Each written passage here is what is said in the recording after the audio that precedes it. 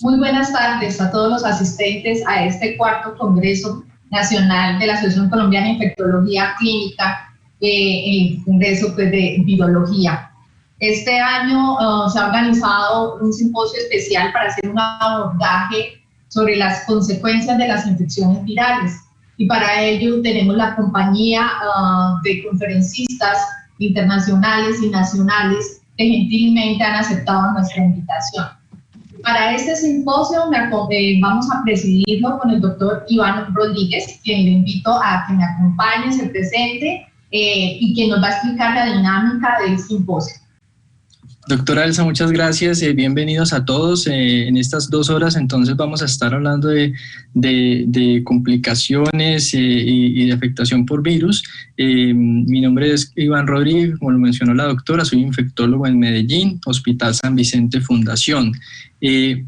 Quiero recordarles a todos que tenemos charlas de 25 minutos para luego ir a 5 minutos de preguntas, y que esas preguntas pues nos las pueden enviar aquí por la plataforma, que vamos a estar atentos. Siga, doctora. Mi nombre es Marina Rojas, yo soy internista infectóloga formada en la Universidad de Antioquia. Trabajo actualmente en Bucaramanga en el Centro de Diagnóstico de Enfermedades Infecciosas, CDI. He sido profesora de Medicina Interna e Infectología en la Universidad Industrial de Santander. Vamos a iniciar entonces con nuestro simposio. La primera conferencia que tenemos es complicaciones cardiovasculares asociadas a virus, mito o realidad. Nos acompaña el doctor Efraín Gómez López. Él es médico egresado de la Universidad de Antioquia, con formación en cardiología de la Universidad del Bosque y especialización en medicina crítica y cuidados intensivos de la Universidad de La Sabana. Actualmente se desempeña como cardiólogo en la Clínica Shiloh en Bogotá. Muchas gracias, doctor Efraín Gómez. Adelante. Muchas gracias, doctora Elsa. Muchas gracias por la invitación y a todos ustedes por estar aquí esta tarde. La cardiomiopatía inflamatoria se define como miocarditis en asociación con disfunción cardíaca y remodelación ventricular. Existe, a pesar de una amplia investigación, la mejora del diagnóstico y la comprensión de la patogénesis de las cardiopatías inflamatorias están aún asociadas con un mal pronóstico cuando se complica fundamentalmente con disfunción ventricular izquierda, cuando se acompaña de insuficiencia cardíaca o aparecen arritmias. Y eso se ve en la práctica clínica general. La miocarditis fulminante, una inflamación cardíaca rara, súbita y severa, es una de las principales causas de shock cardiogénico en adultos jóvenes que observamos en la práctica clínica general. Muchas preguntas sin respuesta con respecto a la patogénesis de la cardiomiopatía inflamatoria y el papel de la infección viral, el sistema inmune, los antecedentes genéticos, el medio ambiente, tienen que ver e influyen en la progresión y el pronóstico de la enfermedad. ¿Qué aspectos importantes tenemos que tener presente con relación a la definición? Primero, el término miocarditis describe siempre la presencia de células inflamatorias en el miocardio. Segundo, se acompaña de un amplio espectro de diferentes etiologías que comparten como único criterio la inflamación miocárdica. El término no especifica qué tipo de inflamación es y la naturaleza de las células inflamatorias o su causa, por lo tanto. Y en la práctica clínica, el diagnóstico de miocarditis implica que el fenotipo observado debe ser atribuible a la inflamación miocárdica, o que la inflamación miocárdica constituya una comorbilidad o una complicación de una enfermedad cardíaca preexistente. Eso hace un poco difícil muchas veces la interpretación del cuadro clínico. La incidencia de la miocarditis de origen viral se acepta que es 10 a 22 por cada 100.000 personas en la población general. Cuando nosotros miramos esta clasificación de las cardiomiopatías inflamatorias, y se empiezan a llamar así, porque no solamente tenemos la cardiomiopatía asociada a la enfermedad viral, sino cardiomiopatías autoinmunes, tóxicas e infecciosas. Y muchas de estas que están relacionadas con el componente infeccioso empiezan a tener manifestaciones, entre comillas, con características similares a las que son como de procesos proinflamatorios crónicamente manifestados. Las diferenciaciones de las cardiomiopatías virales, la cardiomiopatía inflamatoria inducida por el virus y la cardiomiopatía inflamatoria asociada al virus. Ahí se encuentra en el caso un virus en latencia o una latencia viral que depende de la causalidad entre el virus y la patogénesis de la cardiomiopatía inflamatoria. Esto es muy importante porque se requiere una clasificación clara para tratar de distinguir entre los virus y su acción directa o la acción indirecta a nivel del corazón. Por ejemplo, los virus cardiotrópicos y vasculotrópicos son aquellos que hacen una afección directa, infiltran directamente el corazón. Pero hay algunos virus con componentes linfotrópicos que dan una afectación que es de alguna forma indirecta, no infectan necesariamente la célula cardíaca, pero indirectamente inducen lesiones cardíacas e inotropía negativa, tumban la fuerza de contractilidad del corazón mediante una activación de una tormenta citoquímica o una respuesta inmune celular por imitación molecular. Quiere decir que pueden tenerlo, incluso hay virus que pueden tener los dos componentes, el cardiotrópico y vasculotrópico y aquel componente linfotrópico. Si nosotros miramos esta clasificación recientemente publicada, se observa que los virus asociados con miocarditis y cardiomiopatía inflamatoria están los virus de cardiotrópicos, los virus que tienen vasculopatía o los vasculotrópicos, los linfotrópicos, como les había mencionado, y aquí hay un grupo que reúnen ciertas características para hacerlo, en los cuales se han encontrado como observadores inocentes allí o virus latentes o en una carga viral importante, más de 500 copias de DNA viral por microgramo que demuestran como si fuese un componente ya de acción directa de la carga viral y no necesariamente como un observador inocente dentro del proceso proinflamatorio, y sus componentes, por lo menos desde el punto de vista teórico, implicarían unas estrategias terapéuticas diferentes. Los linfotrópicos, aquí está un grupo de virus linfotrópicos, algunos podrían también estar en una forma de actividad virulenta por la carga viral, otros simplemente en la forma latente, y las estrategias terapéuticas propuestas son completamente diferentes. Y hay un componente recientemente conocido por todos nosotros, que es el componente de los virus que son cardiotrópicos, pero también tienen un efecto linfotrópico, como es el caso, por ejemplo, del SARS-CoV-2, que puede tener un componente en el cual desarrolla un componente viral directo y otro componente que puede estar asociado a el desencadenamiento de las tormenta citoquímica con un componente importante de daño miocárdico. Los virus predominantes se han asociado con cardiopatías inflamatorias, han venido cambiando en el tiempo. Si ustedes miran los componentes en los años 50, eran predominantemente por enterovirus y virus de la influenza. Y ya hoy por hoy estamos empezando a cambiar las características de los virus que hacen componente importante de los fenómenos de miocarditis o cardiomiopatías proinflamatorias. Y en el año 2020, pues el que hoy nos acompaña tristemente, que es el SARS-CoV-2.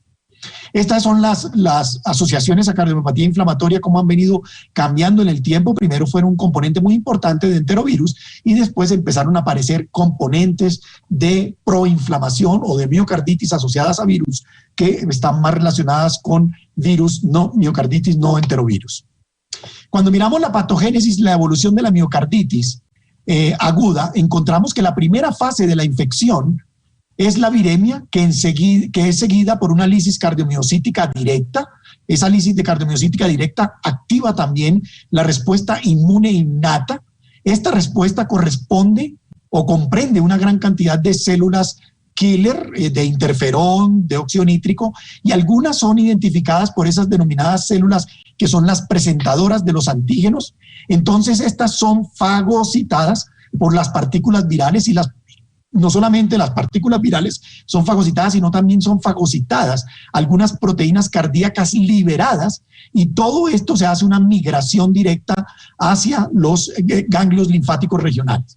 Si bien es cierto, la mayoría de los pacientes pueden tener algún proceso de recuperación, la mayoría realmente tienen un proceso de recuperación, algunos de estos empiezan a generar unas reacciones inflamatorias de anticuerpos contra epítopes endógenos miocárdicos, así como epítopes del mismo virus, y nos va a generar un proceso de inflamación miocárdica que puede hacer que reduzca o que haga que se presenten cuadros, primero generando una limpieza del cuadro viral o generando un proceso de persistencia de actividad inflamatoria que a la larga se va a convertir en un proceso al final de una cardiomiopatía proinflamatoria, o puede seguir como con la persistencia de un cuadro viral que a la larga esa persistencia del cuadro viral, o sea, un virus latente dentro del miocito, también puede generar a largo plazo una respuesta inflamatoria que se acompaña de una cardiomiopatía inflamatoria. Miren que la ruta por la cual puede ser diferente. ¿Por qué unos van hacia una ruta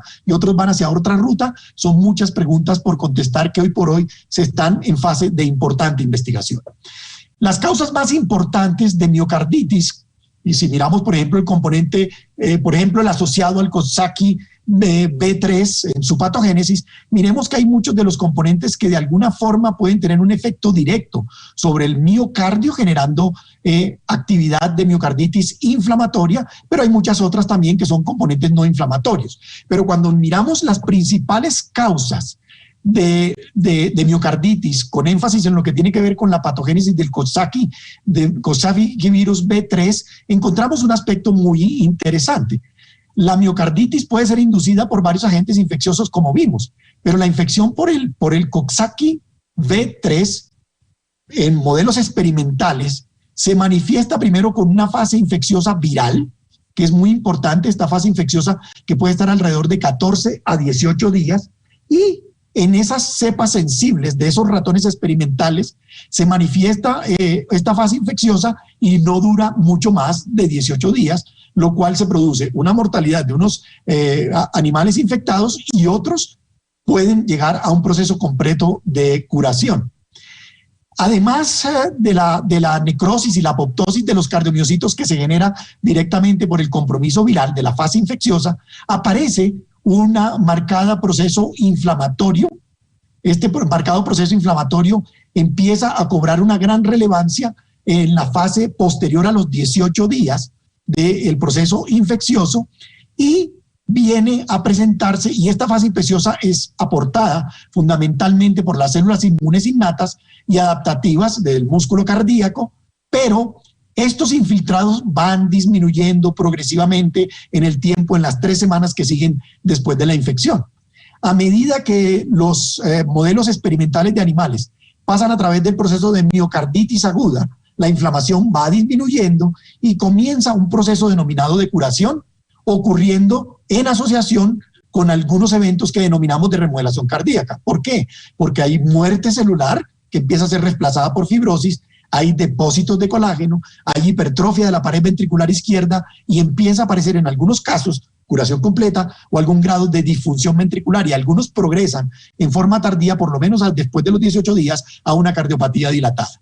Si nosotros mirásemos el componente inmune, o sea, el potencial mecanismo que tiene el proceso inmunológico en el desarrollo de la miocarditis inducida, por ejemplo, por el Coxsackie B3, encontramos cómo primero hay un daño viral directo que viene acompañado también del disparo de citoquinas proinflamatorias, y muchos de estos modelos animales pueden ser destruidos por la infección aguda, pero los que sobreviven pueden desarrollar posteriormente un proceso de miocarditis crónica que está desencadenada por un disparo de un proceso autoinmune generado por los antígenos cardíacos que son expuestos a las células inflamatorias, linfocitos T y algunos linfocitos B, generando anticuerpos contra el músculo cardíaco, y esto hace que se perpetúe un proceso proinflamatorio, generando a largo plazo un componente de cardiomiopatía dilatada. Y hay alguna teoría,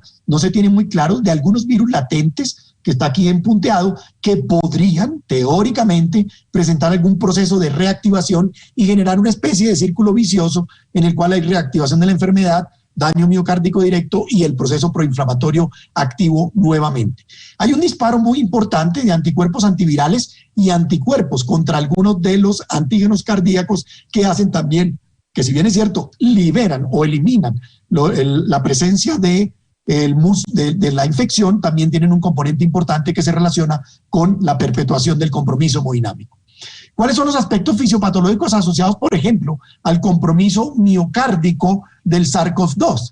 Es bien interesante porque hoy por hoy hace parte muy importante de lo que vemos cada día en la práctica clínica con nuestros pacientes. Es importante porque no es solamente el componente viral. Encontramos primero trastornos pericárdicos focales, encontramos un compromiso miocárdico directo, encontramos trombosis endomiocárdica, no solamente de grandes vasos, sino de pequeños vasos, un componente importante de infiltración de macrófagos difusa en el 86% de los casos, trombosis de pequeños vasos y un componente interesante que tiene que ver con una miocarditis linfocítica casi que en el 14% de los casos.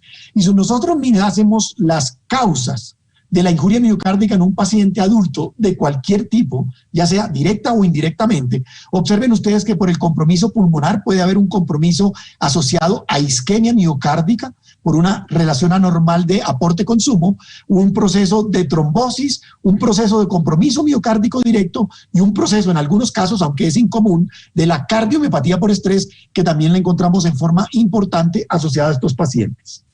Se ha propuesto como componente fisiopatológico importante, primero el acceso a la célula del organismo a través de los receptores AC2.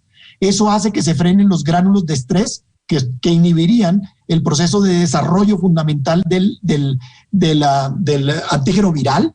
Este antígeno viral no solamente se expone a las células que son las presentadoras de los antígenos virales, sino que también presentan componentes relacionados con el miocito, como lo habíamos descrito anteriormente, y van a los nódulos linfáticos regionales y posteriormente se puede generar una gran liberación de citoquinas proinflamatorias que a la larga, conjuntamente con el daño miocítico directo, conjuntamente con el aumento de la gran cantidad de citoquinas proinflamatorias, va a generar un daño significativo a nivel miocárdico en nuestros pacientes. Muchos de estos pacientes no solamente tienen el componente del deterioro de la función cardíaca, sino que un gran porcentaje tienen mayor mortalidad y riesgo de muerte súbita, como ustedes conocen claramente. Entonces puede presentarse por varias rutas. Uno, por la hipoxia sostenida en el compromiso pulmonar de los pacientes. Dos, por un efecto citopático directo del virus, un compromiso directo no solamente de injuria mediada directamente por el virus, sino de una injuria mediada por células inmunológicas, una sobrecarga ventricular izquierda, los mismos procesos generados por microtrombosis o trombosis intravascular de grandes y pequeños vasos y otros asociados incluso con la medicación. Hubo descripción de muchos pacientes que murieron por combinación de hidroxicloroquina y acitromicina, que fueron estrategias terapéuticas utilizadas en la fase inicial de este grupo de pacientes. De tal forma que la ritmogenicidad en los pacientes con SARS-CoV-2 está relacionada con injuria directa, con isquemia miocárdica e inflamación del músculo cardíaco, más alteraciones proinflamatorias que se van a ver un poco en más largo plazo y obviamente la presencia de cicatrices por el compromiso viral y la destrucción miocárdica que nos lleva a un daño significativo. Observen aquí en esta resonancia la presencia de hallazgos relacionados con edema y la presencia de hallazgos relacionados con los realces tardíos que se acompañan del componente que no tiene distribución vascular y son hallazgos relacionados con compromiso viral. Miren también la identificación en un caso de un paciente de 68 años con un choque cardiogénico que falleció, donde se pudo identificar la presencia del virus dentro del miocito en pacientes con un choque cardiogénico asociado a compromiso miocárdico. ¿Hay algún componente genético? Sin duda alguna lo hay. La miocarditis infecciosa no es una enfermedad genética. Sin un patógeno infeccioso no hay miocarditis, pero sí hay una gran cantidad de variantes genéticas hoy identificadas que juegan un papel fundamental en la presencia de unos pacientes que desarrollan una enfermedad cardíaca severa, otros pacientes que no desarrollan nada y otros que se mejoran rápidamente. Y se han identificado un gran número de componentes y de factores que están relacionados con marcadores genéticos que facilitan, aumentan la susceptibilidad de enfermedad, aumentan la severidad o que tienen efecto de inmunidad protectora. Y otros que disminuyen la susceptibilidad, que disminuyen la severidad de la enfermedad o tienen un efecto protector, y eso está bien identificado. Esta es una revisión muy bonita en ese sentido, que demuestra y soporta este componente en los pacientes con miocarditis asociada. Cuando nosotros miramos los escenarios de la miocarditis, tenemos un escenario de una miocarditis aguda no complicada, llega con dolor torácico, es el que vemos más frecuentemente en la práctica clínica, hay liberación enzimática, no hay alteraciones significativas de la función cardíaca, el paciente está estable hemodinámicamente y fundamentalmente lo que se hace es medir algunas correlaciones que nos marquen alto riesgo para determinar algún tipo de tratamiento específico. Y hoy por hoy se empiezan a mirar, investigar la probabilidad de recurrencias específicamente mirando esos componentes genéticos y ojalá desarrollemos un poco más ese aspecto en particular. Aparecen aquellos los de nuevo inicio que tienen función cardíaca deprimida, aparición de bloqueo auriculoventricular completo o arritmias ventriculares, en los cuales siempre hay que destacar la presencia de enfermedad coronaria. Hay terapias que fundamentalmente son cardioactivas para mejorar la función ventricular. En algunos casos hay que estar presente la inmunidad y hoy por hoy cada vez cobra más fuerza la biopsia endomiocárdica y la inestabilidad hemodinámica, que ya requiere soporte mecánico y asistencia ventricular. Esta es la incidencia de muerte cardíaca y trasplante entre las diferentes miocarditis fulminante. La más poderosa para este proceso fundamentalmente fue los de miocarditis fulminante, la de células gigantes. Después siguen las linfocíticas conjuntamente o la miocarditis eosinofílica, que se comparan en lo que tiene que ver con miocarditis fulminante, pero la de peor pronóstico es la de miocarditis de células gigantes. Este es un realce tardío demostrado para pacientes con miocarditis que tuvieron un componente de compromiso miocárdico severo con el compromiso de inflamación miocárdica. ¿Qué dicen las guías? La guía europea dice que se requiere biopsia, la guía americana no propone la biopsia para estos pacientes, no recomienda el análisis genómico, las guías europeas sí lo recomiendan, hay alguna discrepancia en ese sentido, pero sin duda alguna se requieren estudios prospectivos para determinar, por lo tanto, la validez que puede tener la detección del genoma viral en el corazón en el diagnóstico del manejo de las cardiomiopatías inflamatorias. Puede ser un observador inocente, está haciendo una parte importante. Recuerden que se encuentra casi en el 68% de las biopsias sin que haya una actividad inflamatoria y 21% de los pacientes que tienen miocarditis desarrollan cardiomiopatía dilatada. ¿Cuál es la importancia? Las guías europeas y esta última revisión de miocarditis recomienda, es el estándar de oro para el diagnóstico de miocarditis, no cabe duda. Debería realizarse tempranamente en el curso de la enfermedad para optimizar la precisión diagnóstica y disminuir el error de muestreo especialmente visto en las miocarditis focales. La biopsia endomiocárdica confirma el diagnóstico de miocarditis e identifica la etiología subyacente y el tipo de inflamación. Estas son las recomendaciones de las guías europeas: sospecha clínica de miocarditis, admisión al hospital para observación, descarte enfermedad coronaria y haga biopsia endomiocárdica tratando de identificar los virus. Esta es la guía americana, dice cardiomiopatía aguda inexplicable, requiere soporte inotrópico, tiene actividad de bloqueo AB completo o arritmias o algo que sugiera un compromiso miocárdico. Si el paciente, si es así, se recomienda hacer la biopsia endomiocárdica. De lo contrario, si no tiene todos esos hallazgos previos, se puede considerar la resonancia nuclear magnética, que nos puede orientar por lo menos al diagnóstico de una miocarditis inflamatoria, pero no necesariamente el germen. Estas son las recomendaciones con base en utilizar biopsia o resonancia magnética. Si hay sospecha de miocarditis con menos de 30 días, recomiendan más la biopsia endomiocárdica. En paciente en choque cardiogénico, sí hay que ir allí. En el paciente inexplicable, pero tiene fracción de eyección preservada, algunos pueden considerar más o menos la biopsia endomiocárdica, la guía europea sobre todo. Y en sospecha de cardiomiopatía dilatada con enfermedad de inicio de meses, algunos pueden considerarlas. La utilización de biopsia sigue siendo controversial, y la utilización de resonancia casi que se vuelve mandatoria en la mayoría de esas cardiomiopatías proinflamatorias. Aquí tenemos, por ejemplo, una miocarditis linfocítica aguda, una miocarditis curada, algunas identificaciones de gérmenes, y vamos a encontrar qué problemas tenemos con el gap en la evidencia.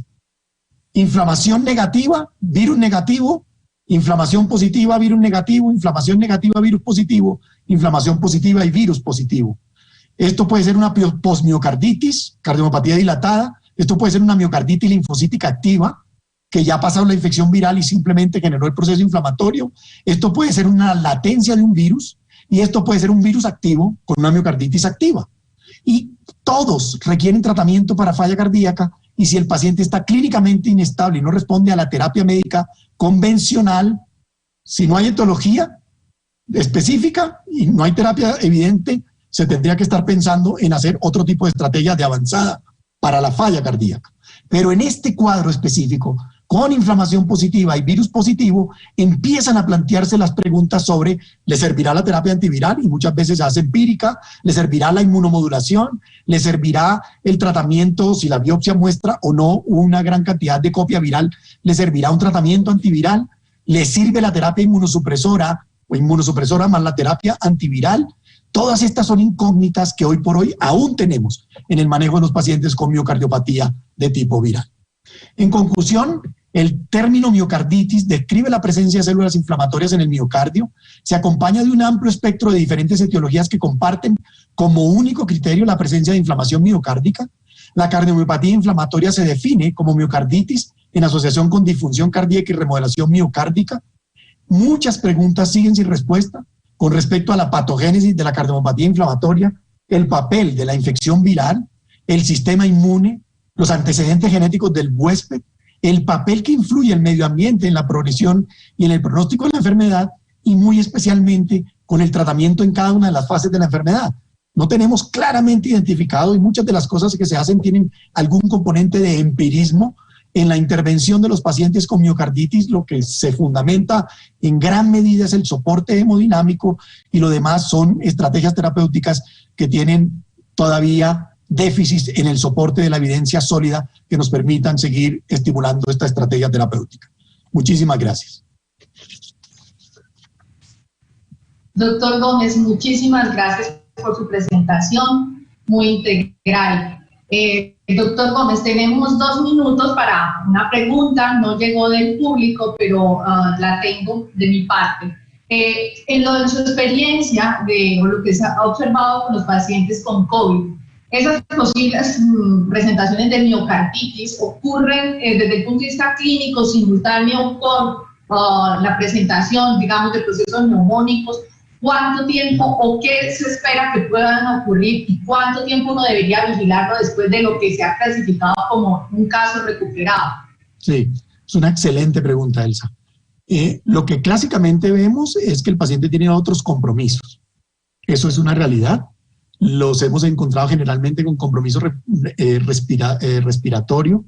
En las tomografías de alta resolución se encuentra algún grado de compromiso con algún grado de saturación, y ya sabemos hoy que incluso niveles de troponina elevados, que se elevan en forma significativa como ocurre frecuentemente en los pacientes con miocarditis, son niveles tan elevados como los que se encuentran en un paciente con infarto agudo del miocardio, son un marcador de riesgo de estos pacientes. Las recomendaciones de las guías y lo que se ha visto en el seguimiento de pacientes que no han tenido un compromiso muy severo, y se ha hecho un seguimiento con resonancia magnética hasta 3 meses, se ha encontrado algún grado de compromiso demostrado por resonancia magnética nuclear. Lo que no sabemos aún es qué repercusiones va a tener aún al futuro. Creo que estamos todavía en un seguimiento muy pobre, de poco tiempo todavía, que nos permita hacer alguna diferencia. Pero hay otra cosa bien interesante y que se ha observado, y es que se hizo un estudio de 143 pacientes que llegaron con infarto agudo de miocardio, y tomaron a todos los pacientes RT-PCR, fueron llevados a hemodinamia y no les contaron a los hemodinamistas nada, obviamente con las medidas de protección todo el mundo, y les dijeron que describieran las características coronarias de esos pacientes. Y curiosamente dio una P estadísticamente significativa en la carga protrombótica de los pacientes que tenían RT-PCR positiva. No tenían COVID como COVID, pero tenían RT-PCR positiva, hicieron infarto, o sea que puede estar asociada a trombogenicidad, y esos pacientes tuvieron más carga trombótica, tuvieron mayor compromiso de arterias coronarias asociadas a trombo, y por lo tanto hay algo ahí que nos deja en gran duda, y no tuvieron una clínica clásica de enfermedad por COVID sistémica. De tal forma que todavía nos faltan muchas cosas por aprender. ¿Qué veo en la unidad? En la unidad veo pacientes con empeoramiento de insuficiencia cardíaca que no tienen enfermedad activa y que por alguna razón hemos tenido que hacerles la prueba. Ha tenido prueba positiva, RT-PCR positiva, sin clínica de COVID, con insuficiencia cardíaca. De tal forma de que yo te soy sincero, no tenemos una respuesta de esta gran simuladora.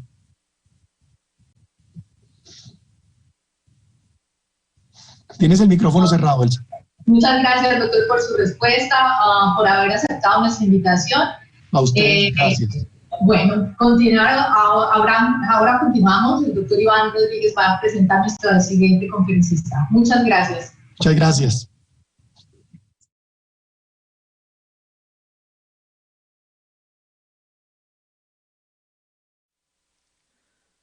Bueno,